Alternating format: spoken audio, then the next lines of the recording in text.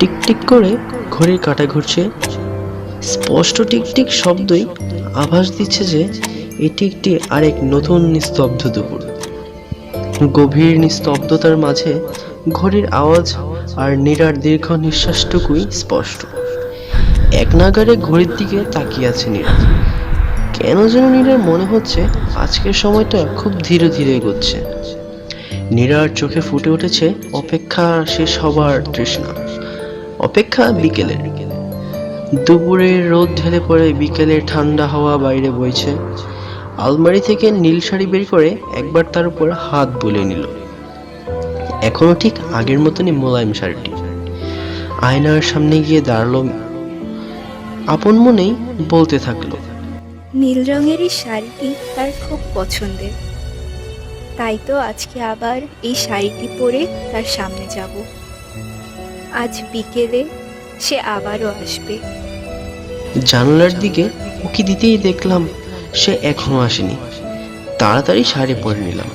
তাকে আরেকবার দেখার জন্য মনের মধ্যেই কৌতূহল জমে চলেছে। এবার জানলা দিয়ে উকি দিয়ে আর হতাশ হতে হলো না।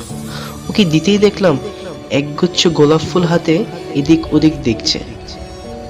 আমি জানালার আড়াল থেকে চুপ করে লুকিয়ে তাকে দেখছি। অবশেষে অপেক্ষার প্রহর শেষ হলো।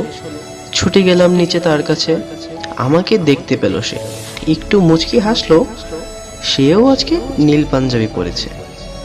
আমি শুধু মুগ্ধ চোখে তাকিয়ে দেখছি তাকে, আর হাতের একগুচ্ছ গোলাপ আমার দিকে বাড়িয়ে দিল। এভাবে প্রতিদিন বিকেলে সে আমার জন্য একগুচ্ছ গোলাপ নিয়ে আসে। আমরা দুজনে হাঁটা দিলাম। গন্তব্য আমার বাসার সামনের পার্কটি। রোজ বিকেল আমি তার সাথে পার্কটিতে যাই, অনেকক্ষণ সময় কাটাই। যাওয়ার সময় দুজনে পাশাপাশি হাঁটছি। মাঝে মাঝে তার হাতের আঙ্গুলের সাথে আমার হাতের আঙ্গুলের হালকা স্পর্শ লাগছে। রাস্তায় হালকা বাতাস বইছে, হালকা পাতলা কথাও হলো। পার্কে পৌঁছতেই একটি ছোট খালি বেঞ্চ খুঁজে নিলাম। দুজন পাশাপাশি বসে নানা রকম কথা বলছি। তাকে আমি অনুভব করছি। তার পাশে বসে নিজেকে আমার সব থেকে বেশি সুখী মনে হচ্ছে। তার প্রতিটি আবেগ মিশ্রিত কথা আমাকে বিভোর করছে। আমি তার হাত আরো শক্তভাবে ধরে রেখেছি।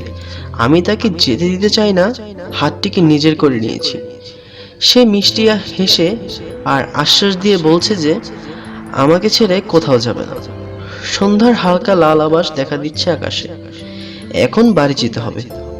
আমরা দুজন উঠে পড়লাম। সে আমার কপালে আলতো করে চুমু দিয়ে আমাকে বিদায় জানালো। যদিও তার আমাকে এখনই রেখে যাওয়ার ইচ্ছে নেই, কিন্তু বেদনাও নেই। দুজনেরই মুখে সন্তুষ্টির লাজুক হাসি, আবারও দেখা হওয়ার সন্তুষ্টি। এতক্ষণে চোখের পাতা খুললো আমার। বুঝলাম চোয়াল বেয়ে আবারও পানি পড়ছে। হ্যাঁ, স্বপ্ন দেখেছিলাম পুরোটাই। স্বপ্ন ছিল, যদিও প্রতিদিন এভাবেই স্বপ্ন শেষে চোখ দিয়ে অঝোরও পানি পড়ে। গত 2 বছর ধরে প্রতিদিন আমি ঠিক একই স্বপ্ন দেখি। গত 2 বছর ধরে এই স্বপ্ন দেখেই বারবার কেঁদেছি। কারণ যাকে নিয়ে দেখা স্বপ্নটা সে আর নেই, হারিয়ে গেছে পৃথিবীর বাইরে কোনো এক অজানায়। এমন কিন্তু একদমই নয় যে স্বপ্ন দেখে আমি কষ্ট পাই কিংবা স্বপ্নটি দেখতে চাই না, বরং স্বপ্নটি আমি নিজে থেকে ইচ্ছা করে দেখি।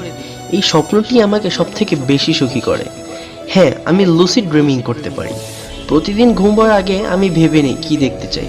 আমি বারবারই যে স্বপ্নের ঠিক একই জিনিসগুলো দেখি তা নয়, কিছু কিছু জিনিস আলাদা হয়। কিন্তু গত 2 বছর ধরে সেই প্রতিবার আমার সাথে স্বপ্নে এসেছে। অন্যরা মৃত মানুষকে বাঁচিয়ে রাখে তার স্মৃতিতে, তার কল্পনায়। আমি তাকে বাঁচিয়ে রেখেছি আমার প্রতিটা স্বপ্নে। আমার স্বপ্নে আমি তার সাথে রোজ বিকেলে দেখা করতে পারি। আমার স্বপ্নে শুধু আমি তার কাছে যেতে পারি। আমার স্বপ্নের মধ্যে আমারই সুখ। এখন বাজে রাত 9টা। বিছানায় উঠে পড়লাম। এখন আমি তাড়াতাড়ি ঘুমিয়ে পড়ি। আবার ভেবে নিলাম যে কি দেখতে চাই স্বপ্নে। দীর্ঘশ্বাস ফেলে আবারও চোখ বন্ধ করলাম, তাকে আবারও কিছুক্ষণ আমার সাথে বাঁচিয়ে রাখার উদ্দেশ্যে।